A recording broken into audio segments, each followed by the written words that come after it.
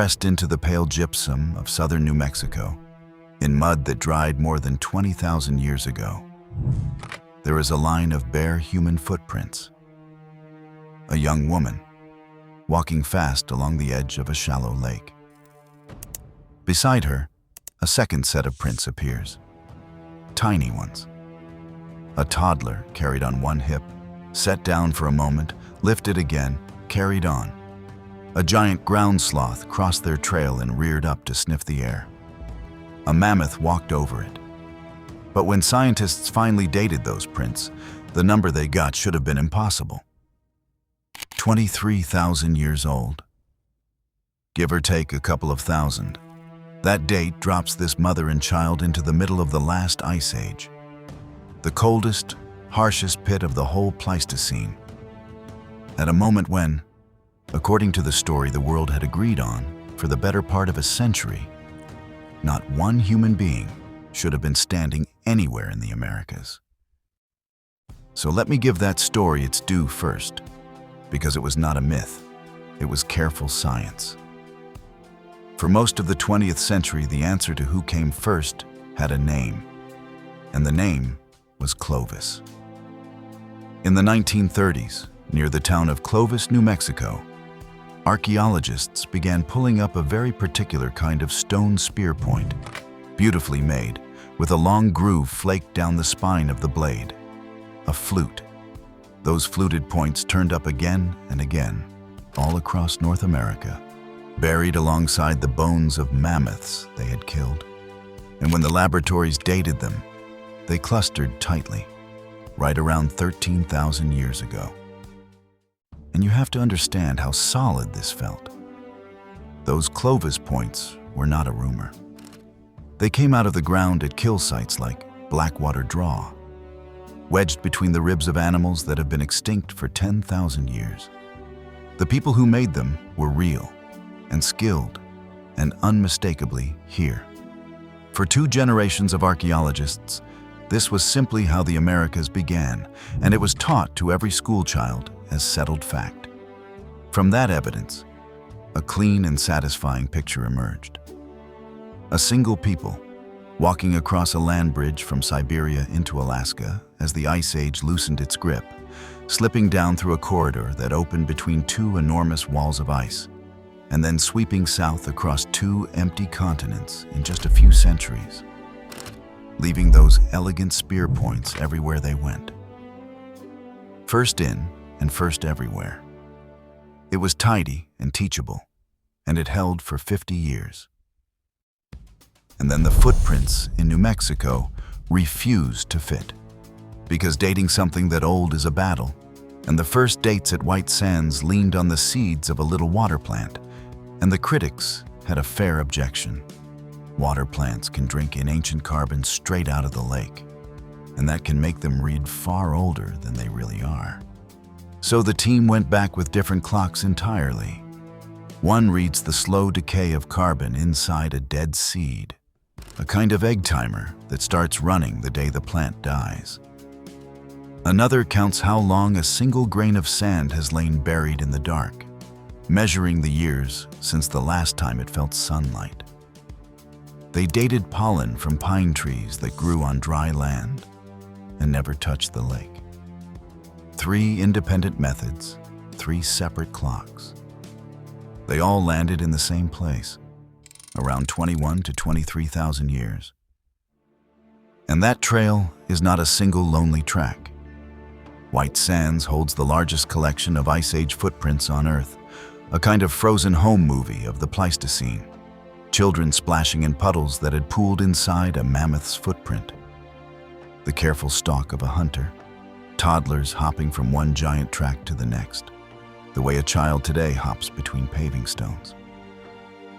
Ordinary afternoons, 23,000 years deep. And White Sands is not alone. Far to the south, at a boggy site in southern Chile called Monte Verde, archaeologists uncovered the remains of a camp so well preserved it seemed impossible. Wooden stakes, hearths, chewed medicinal plants, even a child's footprint in the clay. In time, Most of the field came to accept it as older than Clovis by well over 1,000 years. Its exact age has been fought over for almost 50 years, and it is being fought over still. But the direction of the evidence keeps pointing the same way. The tidy story has too many people showing up too early, in too many places, for the neat single sweep to survive. Now, this is where I have to be careful with you, because this is where documentaries usually start to cheat. You have heard by now that ancient DNA is rewriting the story of the first Americans. That is true, but not in the way it is usually sold. The DNA does not date those footprints. It cannot. A genome is not a calendar. What put a number on that New Mexico mud was the mud itself, the seeds and the pollen and the grains of sand. What the DNA does is answer a different question, and a deeper one. Not when they arrived, but who they were and how far back their roots actually run. Here is what it found. In 2014, researchers sequenced the entire genome of a Clovis child, a baby boy who had been buried under a dusting of red ochre on a Montana hillside, alongside more than 100 stone tools about 12,600 years ago. He is the only Clovis burial ever found, and his DNA was closely related to nearly every indigenous population living in the Americas today, from the Arctic down to the very tip of Chile. The line ran back, unbroken, all the way to Siberia. And he was not a lone case. That same deep signature, that same small Siberian source, sits beneath indigenous peoples across both continents, which tells us the founding population was tiny and close, and shared by almost everyone who came after. Though even here, honesty has a limit worth naming. A single genome, or one maternal line followed back through the generations, lights up just one thread of a much wider weave. Real ancestry is dozens of lines braiding and splitting, and no one skeleton carries all of them. But a genome tells you ancestry, not arrival. DNA names the ingredients. It does not name the day the cooking began. To find that, you still need the ground. So follow that Siberian thread backward, and it tells a strange, patient story. The ancestors of Native Americans split away from their relatives in Asia, and then, instead of pouring straight into the empty continent, they stopped. They settled on Beringia. And Beringia was not really a bridge at all. When the sea level fell during the Ice Age, locking up the world's water in ice, it exposed a vast plain of frozen grassland between Siberia and Alaska. A whole sunken country, cold but livable, wide as a nation. And why stop there in that cold? Because the road south was shut.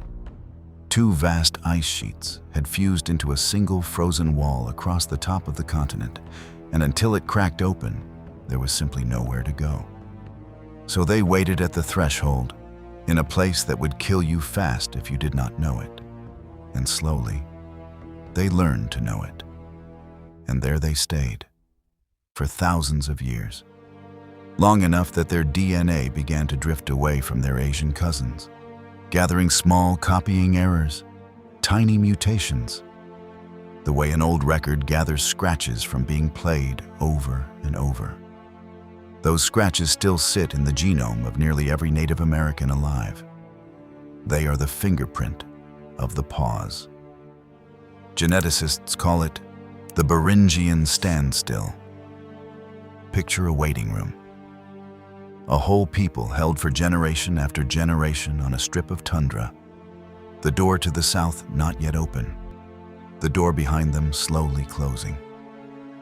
And then the ice melted. The sea came back, and it swallowed the waiting room whole. Beringia lies under the Bering Strait now. Dark, cold water where a country used to be. But there is a knot here, and honesty means showing it to you. The genes and the footprints do not line up cleanly, Read strictly. The Standstill story has people spilling south only after the ice began to loosen. Well, after that, Mother pressed her tracks into the New Mexico mud. So either the pause broke earlier than the DNA suggests, or the people at White Sands belong to a wave whose descendants the genome has not yet traced. Nobody has settled this. And a channel that told you otherwise would be selling you something. If the deep past pulls at you the way it pulls at me, subscribe and stay a while. There is a great deal of old dark still to walk through together. Now, stand on that land bridge for a moment. Picture yourself out there, near the end of it all. Tundra in every direction, flat and pale under a low sun. Behind you, the way your grandparents came, going gray and cold and closing. Ahead of you, past the last wall of ice, the whole continent. Rivers no one has ever fished, valleys no foot has ever crossed. An entire hemisphere of it, and not one other human being anywhere in all that silence. It is empty, and it is yours, and it is waiting. Your children will inherit more land than any people in the history of the world. They just do not know it yet. Neither do you. Which brings us back to the mud in New Mexico. To the young woman walking fast with a child on her hip 23,000 years ago. Back when the sloth and the mammoth still ruled the land. She was a real person. She was tired. Her arm ached. She set her child down for a second and lifted it again and kept walking. On a cold, gray day at the edge of a lake, on a continent the maps of my childhood swore was empty. We were wrong about her. The first Americans were not latecomers who arrived in a rush and conquered a waiting land. They were already here, deep in the dark heart of the last ice age. Thousands of years before we believed a single soul had come. And we are only now, grain by grain and gene by gene, learning to read the story they left behind, in the mud and in the blood.